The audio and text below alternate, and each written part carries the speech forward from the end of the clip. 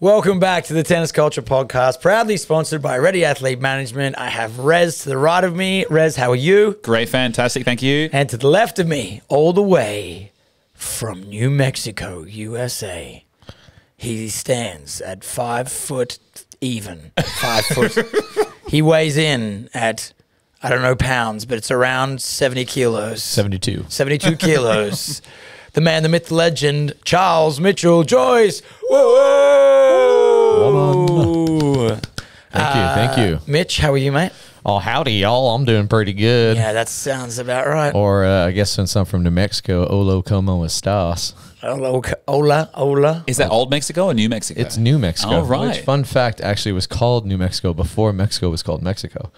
And they had to Yeah. rebrand. Mm-hmm. Right. That rebranding. In a quick little blurb, tell us who are you?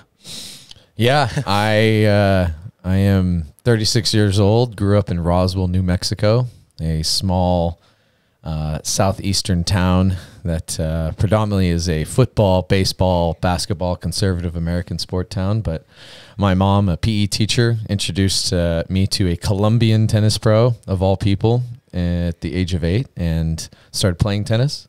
Have continued playing tennis and making it, let's say, the main medium of my life, professionally and personally. And I'm a tennis director / pro in the United States, currently located in Jackson, Wyoming. There we go. Yeah. What's your, and tell the people your connection to myself and Rez? Well, very deep connection. I'd like to start off with that. You guys, obviously colleagues of the profession. You guys have both had stints in the United States. I've actually worked with both of you. Rez and I helped open a facility in Midland, Texas. Real quick. We've talked about this on the podcast before, Rez, but the time we met, Mitch was there. Yeah. Mitch was there the day you and I met each other in Odessa, Texas. Yes, that's correct. That's crazy. Yeah. Wow. Yeah, it was Midland, not Odessa. Aren't they right next to each other? They are, but they're very two different cities. But Aubrey Wodonga. Yes, Yeah. that makes Got sense. it. yeah. There's like the working class city, and then there's the money city. Got it. Right. Oil boom towns. But yeah, no, we opened that facility together. A big facility too. Massive, Huge. like 70 courts. courts. Oh, well, different numbers. I think they're up to 70 now. Yeah, sounds about right. yeah, sounds all right, yeah. So yeah, that's where I met Rez. He was working with Cliff Drysdale Tennis. Nelson and I were representing John Newcomb Tennis Ranch, and yeah, I worked with Nels for about a year and a half, and then he went back, and I think shortly after started Get Set. And I stayed at the ranch for a couple more years. I did 3 years of traveling around. That's when I came over here and met up with the Get Set boys on 2 times. One on a holiday, one on a tour day in New South Wales for the Sydney International. One of the funnest trips I've ever had in my life. That was so good. So for those listening at home, this was a tour. We'll go real quick. We hit up like none of the major cities. No. Like let me guess a couple names. It's like Dubbo, Wollongong. Wollongong. Think of a fruit. Oh, there was Newcastle. Yes. Fruit, Newcastle. It's a very tart fruit. Yeah, I don't know where else. Citrusy fruit. Oh, Orange. Orange in color. Orange. okay. Yeah. Went to orange. That's where we had the Thai food served by, no, what was it? It was Chinese food served by Indians. They were too. Yes, it was. What was it? There was a crossover. Yeah. It was a fusion. A cultural fusion of Yeah. food Yeah. and server. Yes. We were very confused. Yes. Yeah. So Food were was they. good though. Yeah. Yeah. So yeah, that's my professional connection with you guys. And then Nelson and I, we started an event in Texas that's in its 5th year. It's called Rock Bottom Cup. That's internationally attended, especially now that we're well past the COVID wave. And then yeah, this is my first time back. I've brought my wife with me. Congratulations. Yes, thank you. A little bit of a tennis player, so thankfully not an intense tennis player. I think there's too many of us in the house if that's the case. And yeah, I love you guys. I love what you guys do professionally, but I love you guys as friends, and so it's been very important for me to come back and check on things. And if I can, just real quickly, I spent 2 days at Kayleen on separate occasions, a weekday and a weekend, and in 5 years, the vibe is amazing. The kids are having a good time. It doesn't matter how many kids are on the court; they're all having a good time. and your adult program's grown. Obviously, a lot of your former students are now your staff members. So I really think that everything you guys have been doing is been amazing, and from an atmosphere standpoint alone, it's perfect. It's everything that every program should try to be. Appreciate it, man. Thank you. I'll pay you that money later for those kind you, words. They're really awesome. Yeah. That's like self-advertising. I like that. Yeah, it is. We didn't have to say anything. Yay. Crazy. You guys just ruined it. That's what we do. Yeah. Hey, so what I want to talk about today, Mitch, you and I drove around the car the other day, and we've spoken about it very early on in the podcast about the transition from players to coaches and the differences between players and coaches.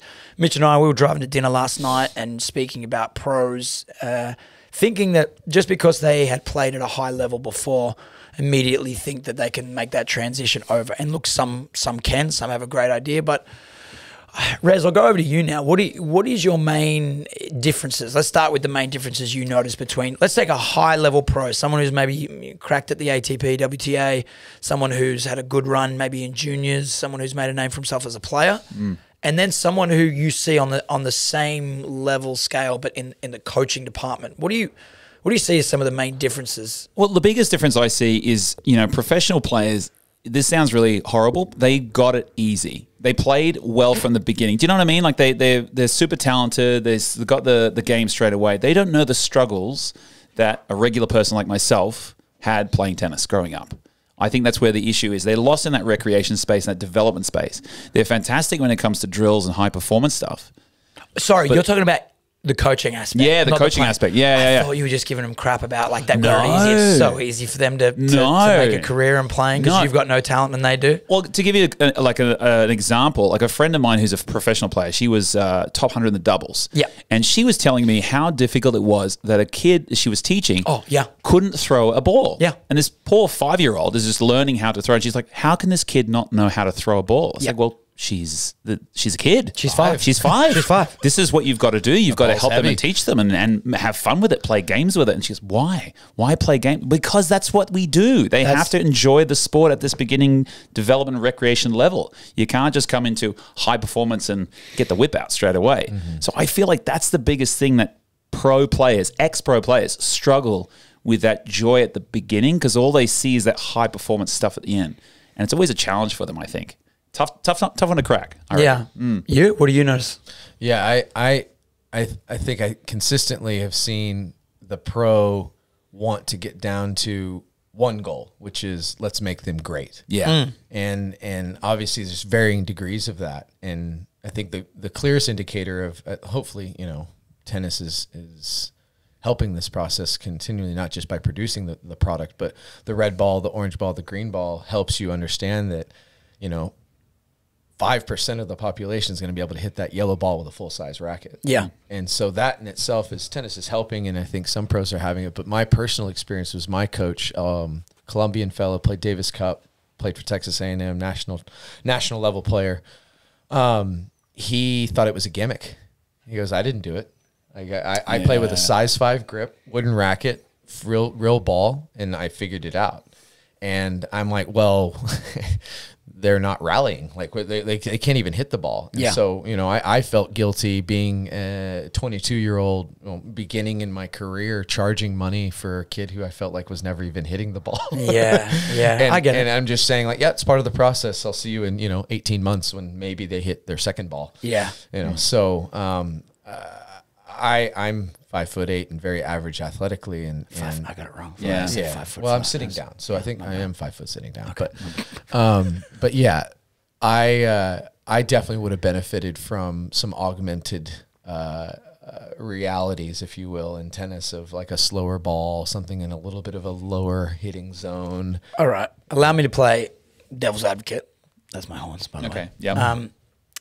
If you, we all grew up on what Mitch was saying, the yellow balls, big rackets.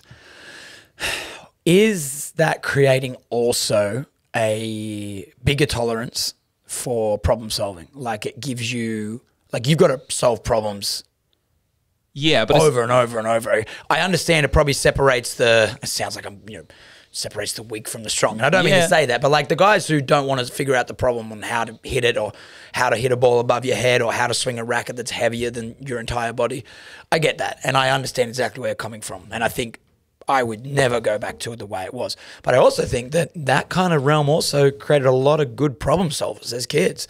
You're like, well, if I can't hit it here, I might have to choke up on the racket. I might have to stand 3 meters further back. I might have to swing with a two-handed forehand. I'll figure it out if I want to love this sport. But then I also, this is where I play devil's advocate, I also think, well, are we trying to get them to be the best problem solvers, or are we trying to get them to fall in love with the game? So I get it on both ways, but for us, there was no option back then. Yeah. What Mitch said is the great part, like making greatness your Colombian coach. What is great? Like, you're talking, obviously, he's talking about a player, but what about a great person? Problem solving, that sort of stuff. Like the whole human aspect of it is something that pro players I don't think get. It gets overlooked. Yeah, it gets very much overlooked. And they're thinking about the performance of the player, not the performance of the person or what the person has become. Well said. Yeah, and I think too, speaking of tennis culture podcast, the culture that you're raised in makes that relative. True. So I would have no problem if, say, we never had any sort of augmented lower nets, smaller balls, rackets. Like, you still would find a way. Yeah, of course. Because the biggest thing there, the problem is, okay, well, strength and coordination. Okay, well, then our program from the very get-go is massively tuned into having fun games that are coordination and strength related. Yep. To then allow yourself to wield the tool and to figure out the bounce and have those movements. And that's where I would defend Alberto too, also, and say, look, like, he knew his way. Yeah. And his way was, well, he played soccer, he rode bikes, he was athletically inclined in multiple areas, so that then when he played tennis, he's still reading a ball or still moving around in the same manner that he would with any one of the other sports. Yeah. And that's what made it easy for him. And I think that's where we're a little lost in the pro player of today. Very, very, I think, what do you call it? Isolated training. Like, they're just playing tennis. Yeah. And I think where the fun comes into it is that if tennis is one of your many things that you do, especially at a young age, then I think it transfers a little bit better. But that's hard for someone who only went to an academy at 6, 7, 8 years old and knew nothing else. And you know what? I think that we talked about it real quick last night, but there's almost that robotic mentality. Like, when you get to a certain level, you need to be doing those repetitive things in and out. It's cross-court half hour. It's serves an hour. It's reps. You got to get your reps in as that pro player, and the better you get, you've got to get more and more like focused, micro-focused on these tasks. And I think what happens is that you assume that that's how you then get the best out of everybody. But you're talking about a very niche clientele and market. And like Mitch was saying, I think they forget the steps to it to a degree. But I mean, I don't know. I've said many times on the podcast, and I got slammed for it before, where I said that if you are a high performance player and you want to then go into the coaching realm, Yes. I think it's great. And I think someone like us, Yeah. we would be very limited in what we could do at a high performance level. We could add value. We could definitely add value to a high performance player. You take anyone on tour right now, I guarantee you we could add value to their game. Could we give them everything? Probably not. We could definitely add value to their team, meet a team. Yeah. But I also think that if you're a high performance player turning into a coach, I think you would be better for yourself. Like, you would benefit yourself to go back and learn how to make kids enjoy the game, how to dumb things down. Yeah. Like I'm doing in this right now. Like how to just simplify. Very dumb, by the way. Thank you. How to simplify everything to make sure the kids are enjoying it, loving it, and teach them how to throw a ball, teach them how to catch a ball. Yeah. Teach yourself a skill that maybe you've forgotten Well, that you learned when you were a kid. Prime example, if you or any of us were doing high performance, and I say high performance like elite stuff with a court on the players, we would be learning how to do it. I would be figuring out how to do it. Like, where would I learn? I would check out videos. I'd do courses. I would learn, understand what do players need. So I 100% agree with you, because if it was the other way around, that's what we would do. There's no way we would go on a court with a player who's 800 ATP, wanting to go top 500, top 400, and asked us for help, and we wouldn't be doing our homework, trying to figure out how do we help this player? What are they working on? Or how do we improve ourselves to make the opportunity for them?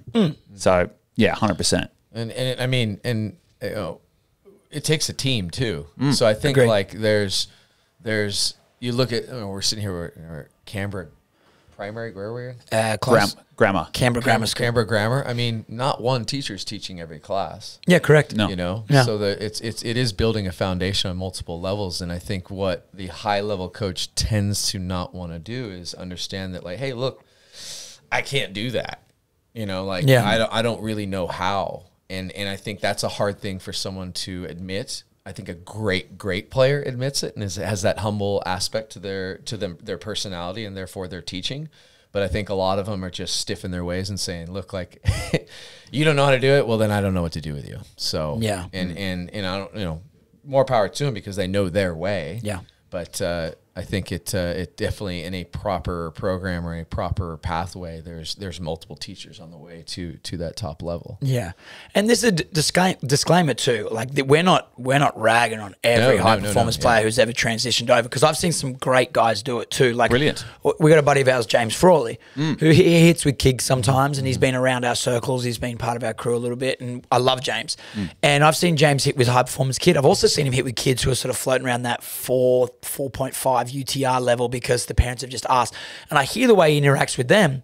And Frawls has asked me questions. Hey, like, I noticed that he's doing this. What do you think if I added this drill or whatever? I'm like, that's a great idea, man. Yeah. So this is not everyone. I'm just saying there's a little bit of a stigma at some people that they just think that they have the right to walk in without paying their due diligence. It would be like us asking to go and take over the role of Kiggs as coach without doing our due diligence of the other way around. So I think you just got to view tennis as a whole umbrella, but underneath there's so many subsections. And just because you've nailed one subsection doesn't mean that you've got it all. And I think you would just benefit yourself so much more if you learned everything. Yeah. You know what I mean? If you can cook one dish, great, but like, learn how to cook everything and you never go hungry again.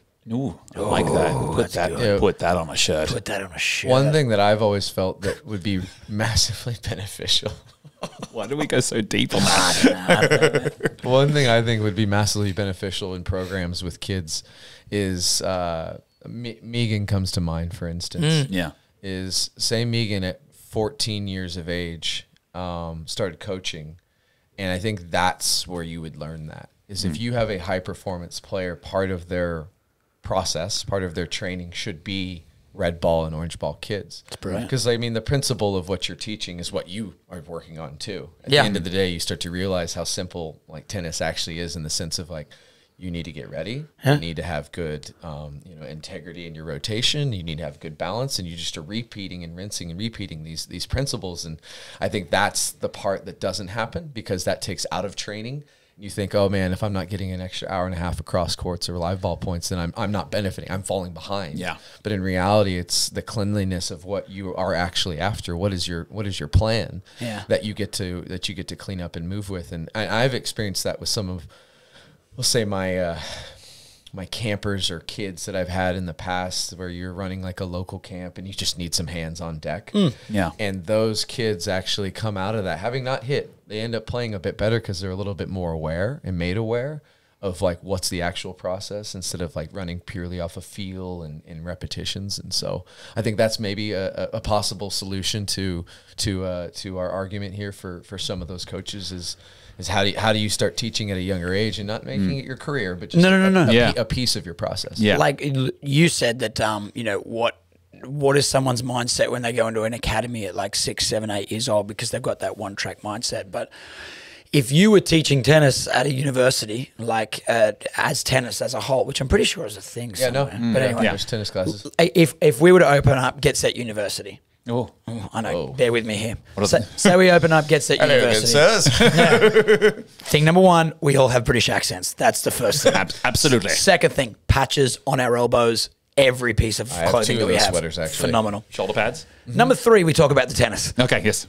But if we had a Get Set Tennis University, I would definitely be doing, well, you've got your playing section, you come in, you learn how to play at that high performance level, and we go, you can no, I'm going to keep my shoulder pads. You keep we're in mode, right? Oh, we're in mode. Right, yes, okay. Where are your shoulder pads? There my elbows are Sorry, on. much better. Is that your pipe? I can tell it's a pipe. It's a Popeye pipe. This is tobacco. It's tobacco. You would have someone come in and play, And you'd almost break it down like a university degree. You've got your units. Well, okay, you need 2 semesters of running a red ball program. You need 2 semesters of shadowing a green ball development program. You need to have a semester of learning how to do functional fitness for those who are coming back from injury, everything.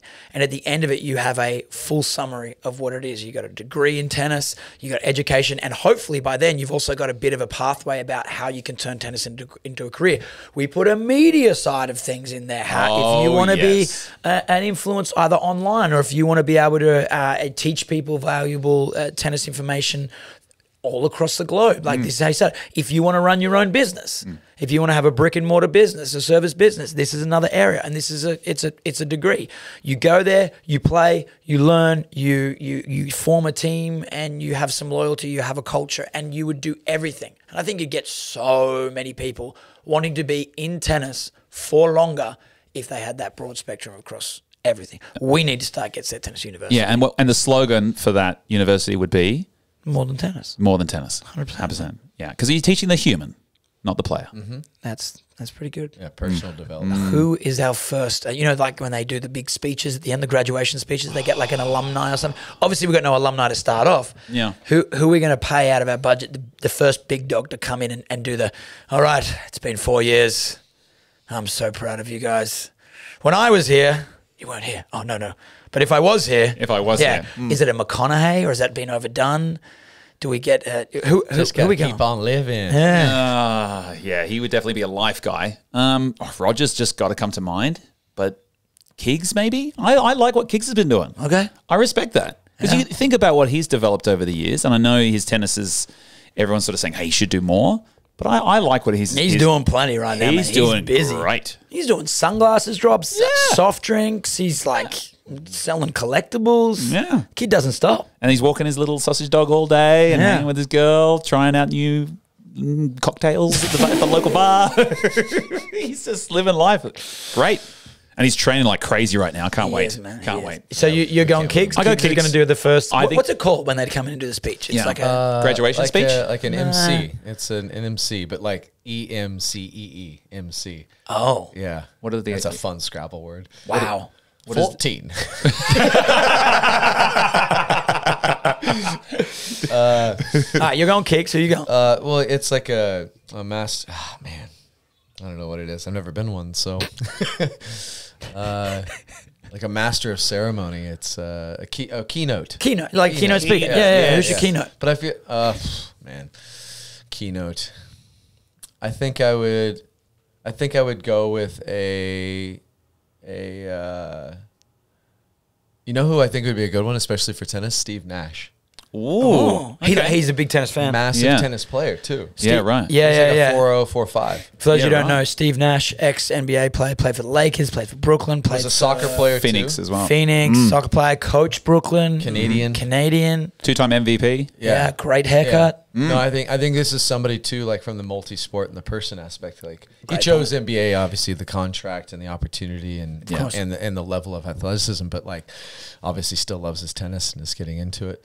I think he'd be a fun one because I think he could speak from a hey, look, like I wasn't the biggest guy out there. Yeah, I definitely had to develop my character to deal with those higher level or bigger athletes. So I think he'd be a fun one. Someone who could appreciate the tennis aspect. Yeah, I like it. What about you? I've been really liking what Andy Roddick's been saying lately. Yes. Through his podcast. I don't know much about Andy, and I know you guys probably have. Oh, we've got a connection. I was about to say, you guys have a connection kind of like we have with Kiggs. So like we can sort of relate, but not to the Americans so much. So for us, we love Andy. I think Andy Roddick's a legend, and I like what he puts down. Your thoughts on him? I mean, on a tennis level, he was one of my least liked individuals on the tennis court. Yeah, right. Was it the visor? The visor didn't help. Okay, yeah, but it wouldn't. But that's a little superficial. I think the wasted energy on his outbreaks and rants and I think like it was like 8 coaches and then finally Larry Stefanski. That his name. I think it was his 8th coach that finally got him to like calm down, and then all of a sudden you saw results. What he can do. And because it was more of a channeling of energy in the right direction, and what I didn't like from a leadership standpoint for young American tennis players is that was our best example. That was our top player, and so it was big forehands, big serves, and big attitude. Yeah. And I don't think it worked. Yeah. Clearly not. As far as like, he was number one in the world, but then he couldn't be that type of inefficient when he's playing against a Federer and a Nadal. And so that was one thing I didn't like about it. Also because there was no one-handed backhand, which at the time I was obsessed with, still am. But You wanted Andy to be a one-handed backhand? no, not that I wanted him to, but like my one-handed backhand god, if you will, was Pete Sampras before Andy. And so then all of a sudden we were hitting with two-hand and visors. like it was like, what happened? What happened to us? The visor's real. I mean, we haven't recovered, frankly.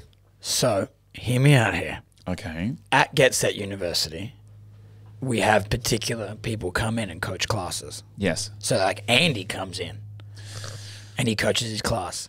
And part of his class, you have to wear a visor in his class. And you have to get blonde frosted tips in his class. Did he do that? Yes, he did. Dude, of course Yes, he he did. did. I don't remember that. That was massive. Oh my God.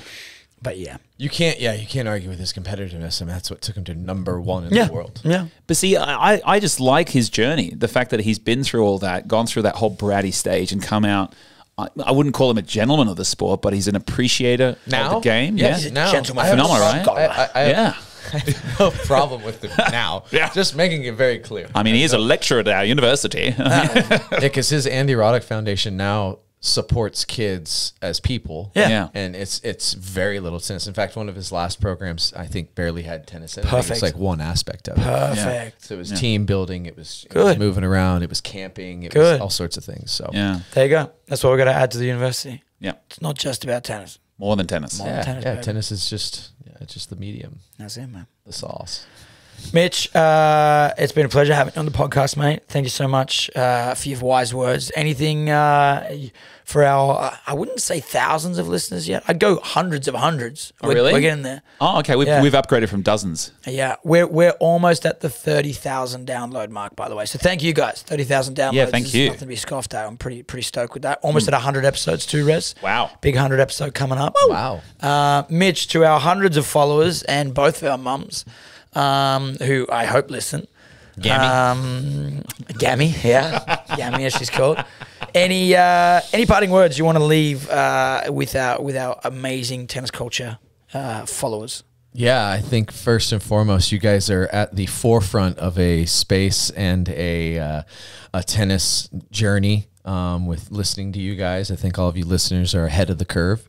I think that there's going to be a massive transition over the next 10 years with people in this sport, and you guys are certainly leading a charge in your own way and in your own wagon, to throw in an American term in there. Oh, wagon. Yeah. You guys are like the ones going on the Oregon Trail of tennis. Don't worry. The Americans know what I'm talking about. Oh, sweet. Nice. Okay, cool. And I'm speaking to them. But yeah, no, I am so happy and proud of you guys for your continued pursuance of providing positive and inclusive atmospheres. It shows, and I hope that in going forward with my journey and my friends and my people, your friends, your fellow colleagues, that we'll be able to help in our own way, and we'll be able to connect internationally, and listeners. One homework task I'll give you is get somebody on the court. Get one person on the court. That's how we get more of us out there. Oh. Beautiful. I'm lost on organ. Is he talking internal organ? Oregon, man. O-R-E. Oh, Oregon. G-O-N. Got it. Oregon. Yeah. Oregon. Oregon. Thank you very much. Oregon. Sorry, I'm old. You are old, man. I'm so sorry. I mean, it was an old DOS game. It was fun. Floppy disk. Just hope Grandma didn't die of typhoid. I didn't get any of the last three references, but all I got was floppy disk. Yeah, Make sure floppy you disk. shoot lots of squirrels. I thought he was talking about volleys. I don't know what was going on. Avoid the snake bite.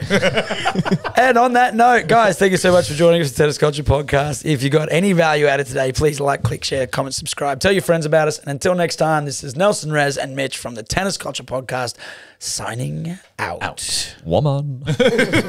You had to do it, didn't you? Had to. Yeah. God damn it. Woman. Job, boys. That was smooth. That was fun. All right, same time next week. Yep.